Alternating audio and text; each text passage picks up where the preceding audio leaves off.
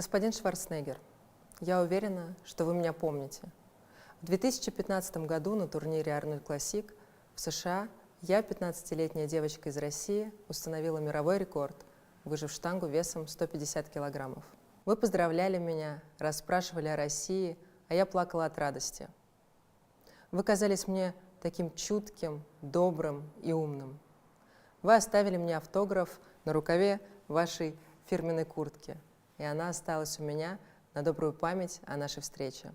Установить этот рекорд, выжать тяжеленную штангу в тот раз было для меня делом чести и огромной ответственностью. Я везла для вас, господин Шварценеггер, письма и фотографии о детей воюющего Донбасса, в котором к марту 2015 года я побывала дважды. Да, я не смогла спокойно сидеть дома в Москве, когда Украина объявила Донбассу войну, и когда для моих ровесников с Донбасса школьный звонок означал не только веселую перемену, но и начало обстрела и бомбежки. В каждой школе, где я выступала и общалась с ребятами, я рассказывала в первую очередь о вас, о моем кумире и в спорте, и в жизни. Обычный мальчик из бедной австрийской семьи стал известнейшим спортсменом, затем киноактером, затем политиком. И все это благодаря спорту и целеустремленности. Конечно же, все знали и смотрели ваши фильмы. Я рассказывала ребятам, что весной 2015-го я снова еду в США на соревнования и, возможно, увижу вас. И ребята, обычные школьники из Луганской и Донецкой республик, начали писать письма и слать фотографии с просьбой передать их вам. Они рассказывали терминатору, как живут на войне. Просили помощи, просили самых простых советов. Как в таких тяжелых условиях заниматься спортом, как развиваться, как стать успешным человеком. Ребята видели в вас сильного героя, который, как они надеялись, смог бы их защитить. Я распечатала фотографии, перевела письма, передала вам конверт и сказала: «Арнольд, я недавно была в Донбассе с гуманитарной спортивной миссией. Там идет война, и дети, школьники просили передать эти письма для вас. Вы сказали тогда: Ukraine, да-да, я знаю, я посмотрю, я буду работать над этим». И передали конверт своему помощнику. Господин Шварценеггер, я посмотрела ваше обращение к россиянам. Очевидно, вы не работали с теми письмами, которые я вам передала, хоть и обещали. Вы замечательный мотиватор, спортсмен и актер. Вас действительно любят в России. Но ваше обращение основано на какой-то другой, придуманной реальности. Так часто бывает в кино. Но правда о том, что было, Арнольд, она в письмах, которые с 2015 года лежат у ваших помощников. Настоящая реальность, Арнольд, на Аллее Ангелов в Донецке, где каждый может прочесть имена детей, которых убили пули и мины украинской армии. И реальность в том, Арнольд, что ваш терминатор не только не защитил, не помог, не спас детей Донбасса, но даже не прочитал их писем и не разобрался.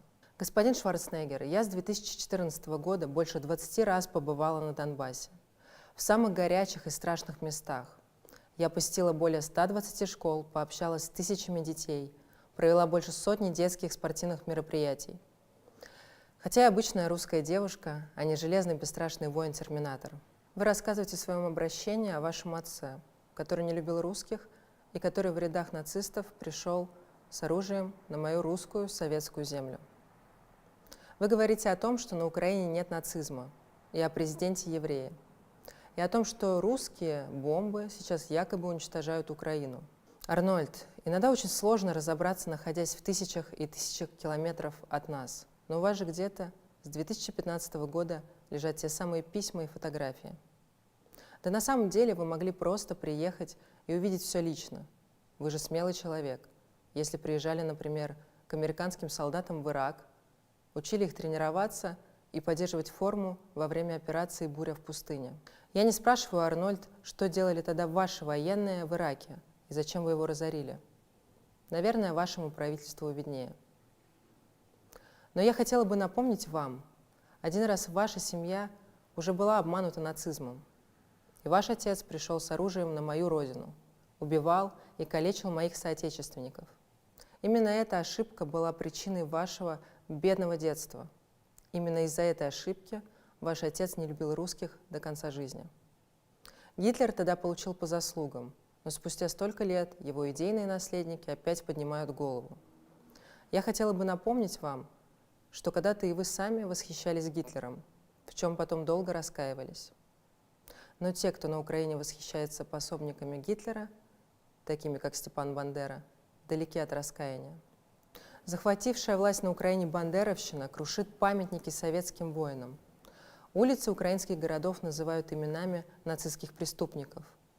А народу Донбасса, который был не согласен с государственным переворотом, объявили войну, которая за 8 лет унесла более 14 тысяч жизней одних только мирных людей.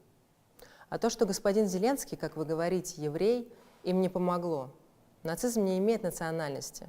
Нацизм – это не от слова «немцы», а русофобия не лучше антисемитизма. Помните, как во второй серии «Терминатора» в «Судном дне» ваш герой отправляется в прошлое, чтобы не допустить создания Скайнета, который будет виновен в гибели человечества? Специальная военная операция России не имеет цели уничтожить украинский народ. Она направлена на неонацистский Скайнет, который за эти годы полностью подчинил себе Украину и вот-вот мог превратиться в неуправляемого монстра, опасного для всех соседей, не только для нас. Господин Шварценеггер, найдите и перечитайте те письма, которые дети Донбасса писали вам в далеком уже 2015 году. В самое ближайшее время я снова собираюсь посетить школы Донбасса.